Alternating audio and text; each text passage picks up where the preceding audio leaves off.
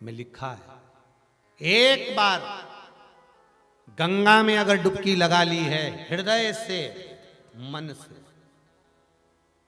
एक बार अगर गंगा में डुबकी लगा ली है मन से, हृदय से, चित्त से, तो कहते हैं जब तक व्यक्ति के प्राण छूटते हैं तब तक वो गंगा का जल उसके शरीर से लगा ही रहता है, वो अंतिम बिंदु तक लगा रहता है। मरने के बाद घर के लोग लोटा में भर के ले जाएं, खास खास अस्थियों को, कोई पूरी तो अस्थि ले ही नहीं जा सकते, इतनी सारी कौन ले जाए, तो वो अम्मा के दांत, उंगली, एक आध खोपड़िया, ऐसी 4, 6, 8 अस्थियां ढूंढ के झोली में भर के फिर लेके जाए गंगा। उससे अच्छा है पूरी अस्थि ले जाओ, पूरी ये शरीर संपूर्ण जीते जी गंगा का स्नान हो जाए। और आप लोगों को बड़ी साधुवाद था, धन्यवाद। ये मान सरोवर शिव महापुराण की कथा सुन रहे हो, मान सरोवर शिव पुराण की कथा है। इस साधारण मानसरोवर में तो वहां चीन पहुंचोगे कम नहाओगे, पर यह पक्का है कि मानसरोवर शिव महापुराण की कथा सुन रहे हो। जिन जिन कुंडों का, जिन जिन नदियों का, जिन जिन तालाबों का, जिन जिन सरोवरों का नाम लिया जा रहा है, समझ लो उस सरोवर में तुम स्नान कर रहे हो बैठकर, और पूरा मकर का स्नान आप उसी सरोवर में करते जा रहे हो। मकर संक्रांति तुम्हारी 4-5 दिन से चालू हो गई। वैसे तो 5 दिन पहले से तुमने लड्डू खाना भी चालू कर दिया होगा, ऐसा नहीं कि मकर संक्रांति पे ही खाओगे। दिल्ली की गजक तो ना जाने कितनी बार निपटा गए अभी तक। तो ये तुम वो चालू हो गया स्नान मकर का। अब जितने लोग भी आस्था चैनल पर कथा सुन रहे हो, मोबाइल पर सुन रहे हो, तो वो भी कह सकते हैं। कोई पूछे क्यों कहाँ गई थी, तो कहना आज गंगा नहा रही थी। इससे पहले कुंडेश्वर महादेव, उसके पहले धनवंतरी को, फिर ज्ञानवापी के दिन आज खूब नहाई सा गंगा, सिर पर मस्तक पर शिवजी के बैठी। पार्वती को क्रोध आ गया,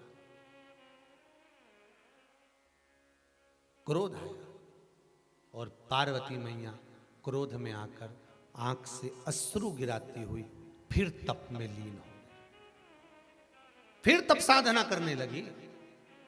अब जैसी तप साधना में ढूंढी, जैसी तप साधना में डूबती हैं, हिमालय बाबा का आगमन हुआ। हिमालय राज जी आए। हिमालय राज ने आकर कहा बेटी चलो घर चलो, मैं वचन देता हूं आपका विवाह मैं शिवजी से करा दूंगा, चलो मेरे साथ घर चलिए।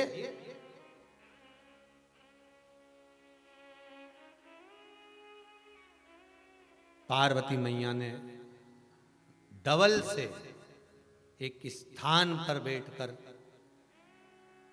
जब तप किया, पार्वती के उस तप करने से शरीर से बिंदु प्रकट हुआ, उस बिंदु से एक कुंड प्रकट हुआ जिसका नाम गौरी कुंड हुआ।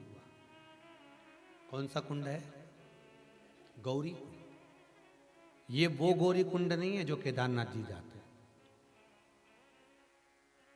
पार्वती जी ने तप कहां करा था? हिमालय राज का जहां राज्य क्षेत्र था, और हिमालय राज के राज्य क्षेत्र में जहां मैनावती अपने क्षेत्र में निवास करती थी, उसके मध्य में नाना और पिता का घर, नाना और दादा के घर के मध्य में हिमालय राज के उस हिमाचल प्रदेश के सुंदर आनंद में गौरी कुंड, एक गौरी कुंड आता है। केदारनाथ जी जाते हैं तो नीचे पड़ता है गौरी कुंड, उसके बाद में केदारनाथ जी की यात्रा होती है, वो उत्तराखंड में। एक हिमाचल प्रदेश में गौरी कुंड है। जब हम मणि महेश जाते हैं तब पड़ता है। कहाँ जाते हैं? मणि महेश। वैसे तो उम्मीद है जितने लोग आस्था पर कथा सुन रहे हैं उनमें से कई लोग मणि महेश होकर आए होंगे, और जितने हरियाणा पंजाब दिल्ली वाले क्षेत्र के लोग होंगे वो तो कई बार होकर आए होंगे। मणि महेश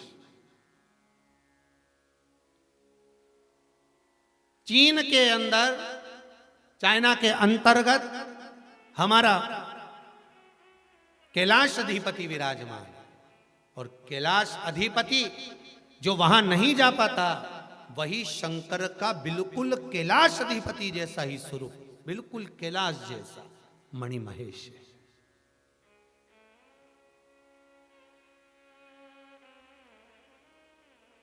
जहां पर भगवान शंकर ने पार्वती जी को और गंगा को समझाया है। देखो, पार्वती मैया और गंगा जी को जहां पर भगवान शिव प्रकट होकर समझा रहे हैं कि मैंने तुम्हें वर दिया कि तुम मेरे बाजू में विराजमान होगी, तुम मेरी अर्धांगिनी बनोगी, और गंगा तुम मेरे मस्तक पर, जहां दोनों को समझाया गया पर एक रुष्ट हो गई, वो पार्वती पापिस तप करने बैठे, वो गौरी कुंड है।